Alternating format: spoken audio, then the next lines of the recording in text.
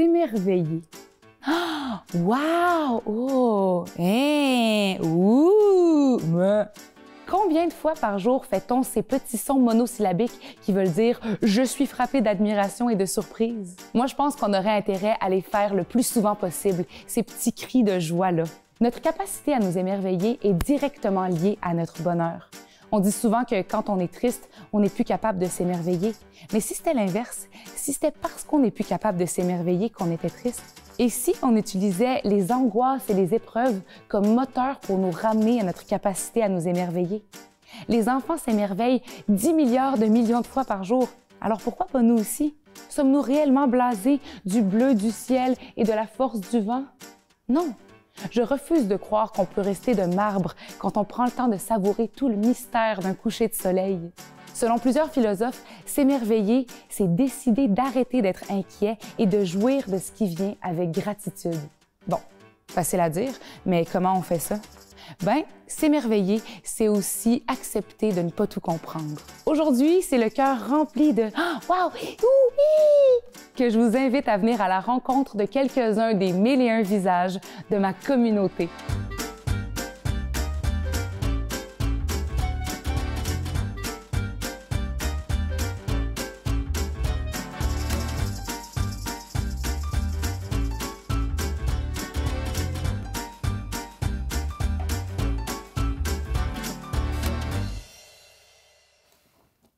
Moi, je suis une Montréalaise. Mais je suis exilée dans les champs de blé d'Inde depuis 9 ans maintenant parce qu'en fait, mon chum habite ici. Fait qu'on habite sur sa ferme. Dans le fond, lui, il est maraîcher. Fait que je suis artiste puis je travaille aussi à la ferme. Fait que je jongle entre les deux. T'sais, à Montréal, tu vis au milieu du fleuve, tu es sur une île, mais tu t'en rends jamais compte parce que tu n'as pas tant de points d'accès à l'eau. Puis c'est pas toujours super bucolique non plus. Depuis que je suis toute petite, j'ai tout le temps des ciseaux et un pot de colle dans les mains. Je mangeais du scotch tape quand j'étais petite. Je bricolais tout le temps. J'ai goûté à mes crayons feutres longtemps quand j'étais petite aussi, parce que ça a des belles couleurs, les crayons-là. Mais non, là, j'en mangeais plus. Je m'appelle Mimi Traillette. Je suis artiste multidisciplinaire, indisciplinée et touche à tout.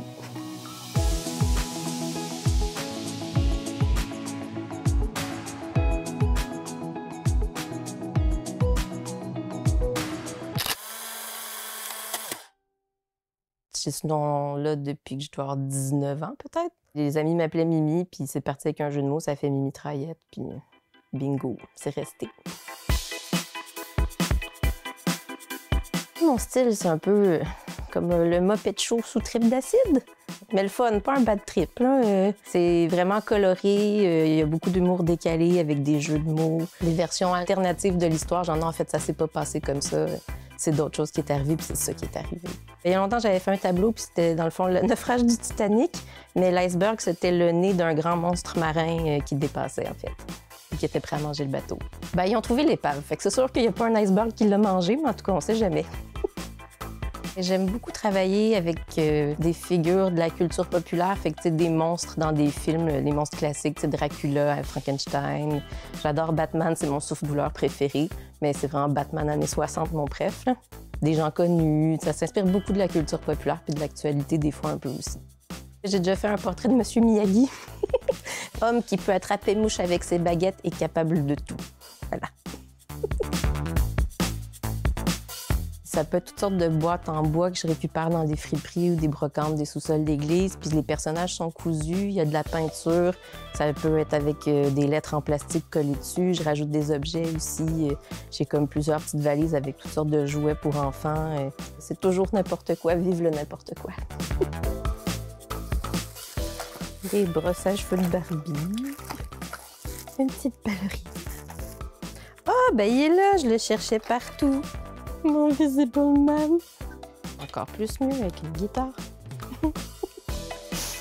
À 18 ans, je suis partie en France. J'ai fait 3 ans de beaux-arts là-bas. Puis je faisais pas encore ça. Mais tu sais, à 18 ans, en tout cas, moi, ça me paraît pas une évidence de savoir comment, ouais, moi, je fais ça. Puis, tu sais, j'ai essayé, j'ai fait plein de choses. J'ai fait de la photo, de la gravure, plein de trucs qui étaient super aux beaux-arts. Mais, tu sais, c'est sûr que ça avait un côté un peu plus académique. Puis moi, je devais avoir une vision très années 70, genre on va à moitié squatter l'école, faire des projets ensemble, ça va être trippy, mais c'était pas vraiment comme ça, en fait.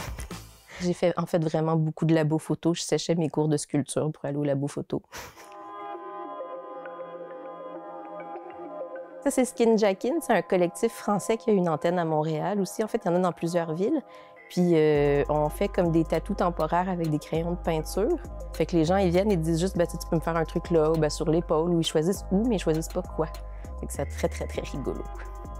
Pour mes 25 ans, j'avais dit à tout le monde, ben, vous pouvez coter, je vais me faire tatouer. Fait que vous pouvez acheter une étoile sur ma peau. Fait que j'ai 13 étoiles en tout. Et il y en a plusieurs que c'est des amis qui ont payé.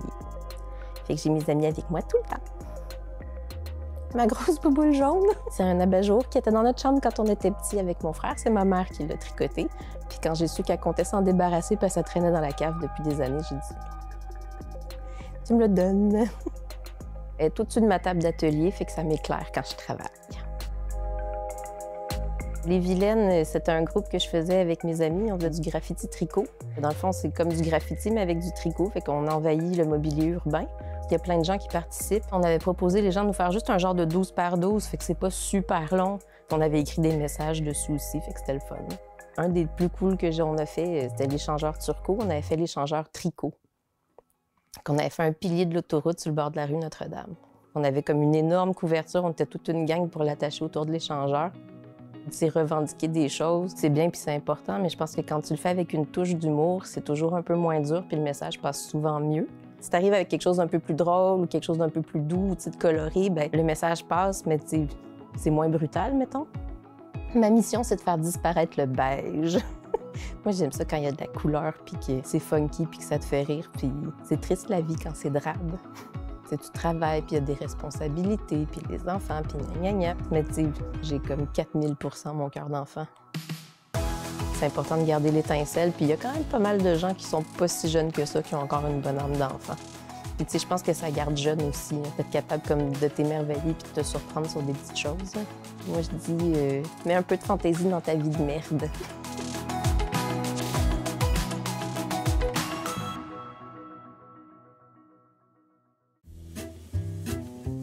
Si je te dis le mot « s'émerveiller », à quoi ça te fait penser? Ben, je sais pas, la vie, je sais pas quoi d'autre. Ouais, c'est beau, la vie. Genre, être bien avec sa famille, ses amis, bien entouré, des affaires de même, là. Ouais, c'est des choses qui t'émerveillent. Ouais, vraiment, ouais. Puis, est-ce que tu pourrais me faire un son que tu fais quand tu t'émerveilles de quelque chose? Ben, je sais pas. Ah!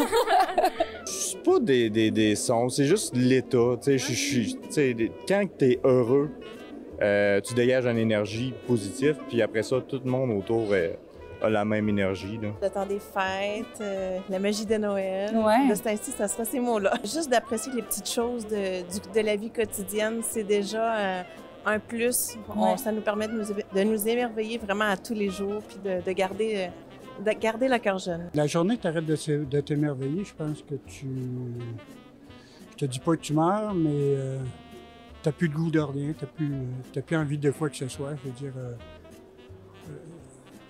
ça s'éteint devant nous autres, me semble.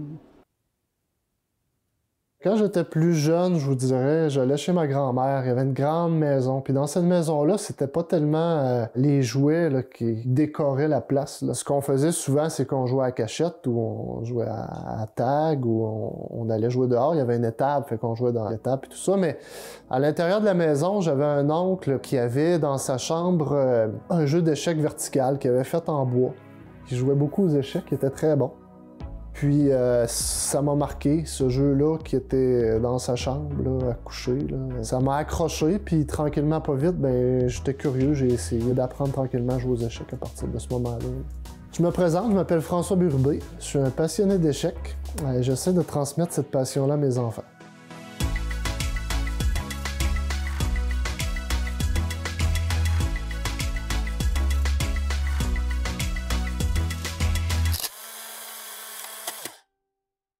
J'ai encore un vieux coffre en bois dans lequel je mettais mes pièces d'échecs quand j'étais jeune. C'est un vieux coffre en bois qui vient de mon grand-père, si je ne me trompe pas. Je me rappelle là, comme si c'était hier.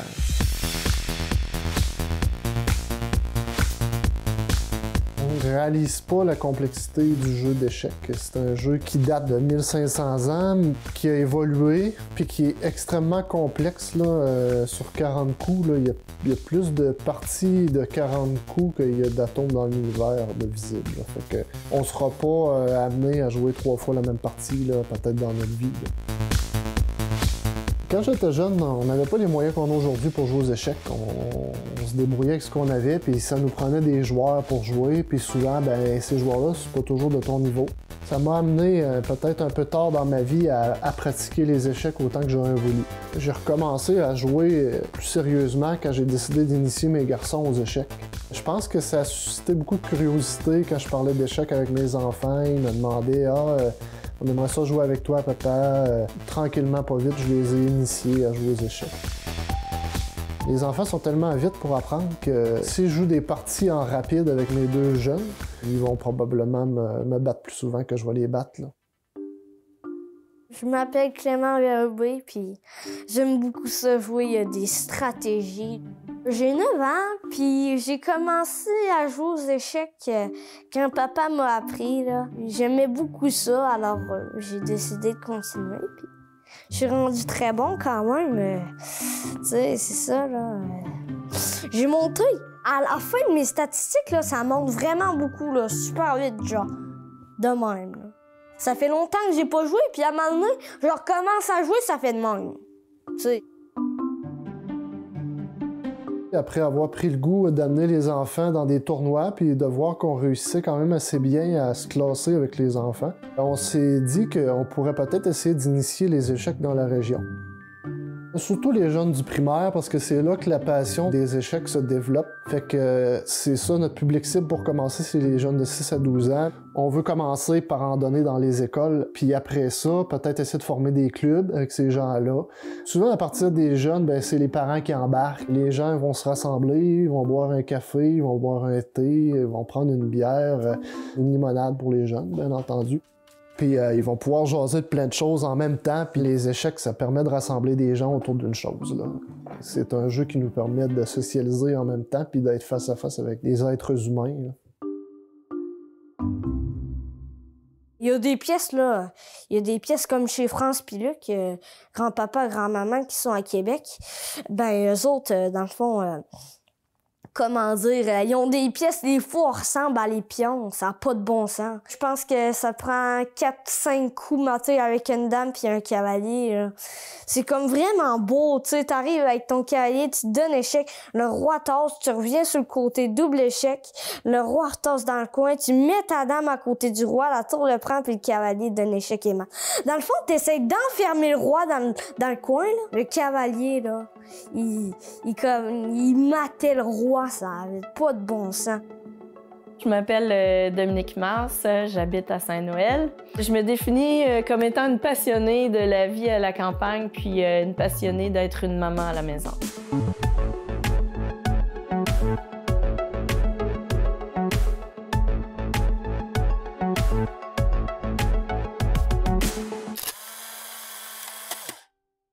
Mon chum, il est natif d'ici, il est même natif du rang ici, mais moi, je viens de Québec, là, je suis une Beauportoise d'origine. J'ai rencontré François à l'université, puis je savais que je voulais aller vivre en région parce que je sentais pas que j'étais une fille de la ville, là, fait que finalement, quand je l'ai rencontré, là, ça a cliqué, là, puis j'ai eu la piqûre du Bas-Saint-Laurent.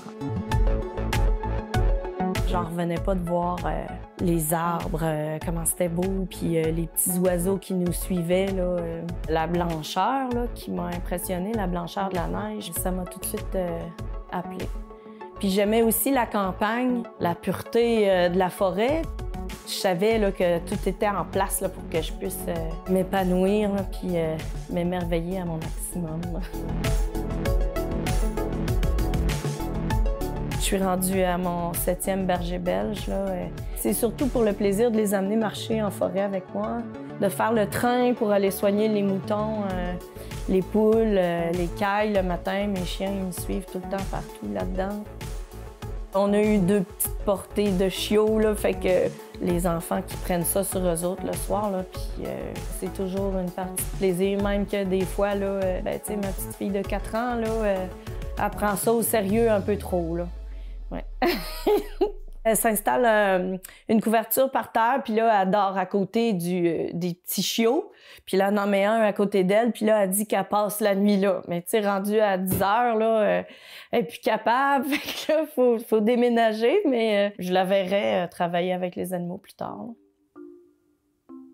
Il Il y a 2 ans, là, je me suis dit que j'avais envie de ralentir. Je trouvais que le système scolaire, c'était exigeant pour les jeunes. Puis j'avais besoin qu'on soit plus unis, plus ensemble. Fait que j'ai proposé aux enfants de faire l'école à la maison. Puis l'année passée, on les avait les 4 à la maison. Ça permet, je trouve, d'avoir un lien beaucoup plus proche là, avec son enfant. Là. Puis tu sais, de se lever le matin puis de pas être dans le rush là, de préparer les lunchs puis de se dépêcher pour pas manquer l'autobus. Là, tu sais, ça amène vraiment une douceur incroyable. Là. Ça change tout notre style de vie.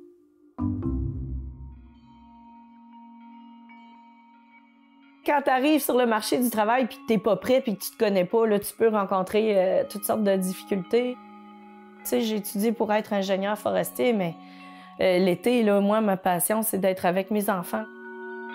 La maternité, là, puis de la conciliation, travail-famille, je trouvais ça épouvantable. Fait que, tu sais, finalement, le manque de sommeil, ça mène un peu à la dépression postpartum. Fait que finalement, j'avais pas le goût de me rendre malade. J'étais pas venue ici pour vivre dans la maladie. J'étais venue ici pour vivre dans le bonheur. L'amour est dans le pré. L'eau est fraîche. Je sais pas, tu sais, c'est...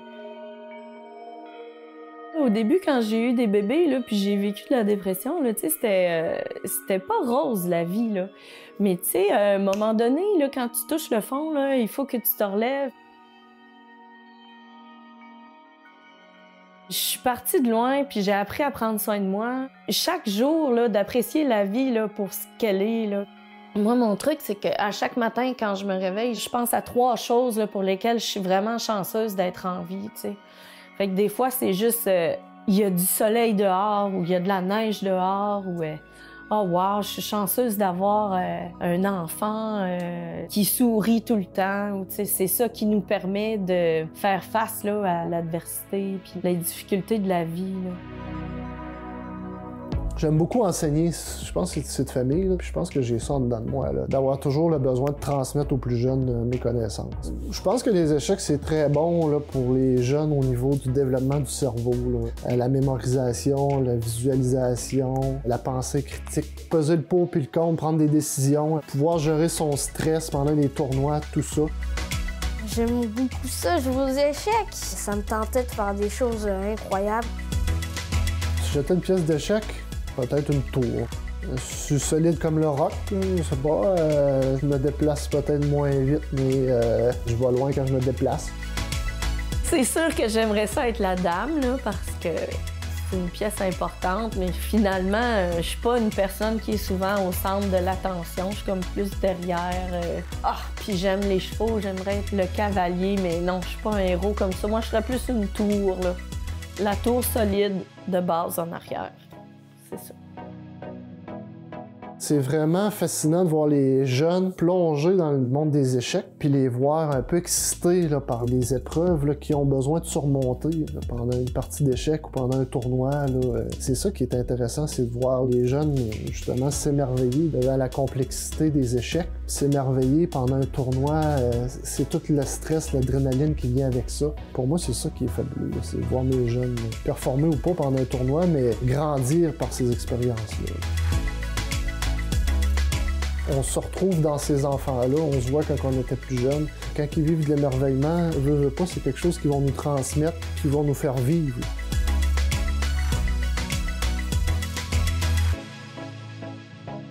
Mater le roi aux échecs, c'est le but, là. Parce que, tu sais, il faut un but dans tous les jeux.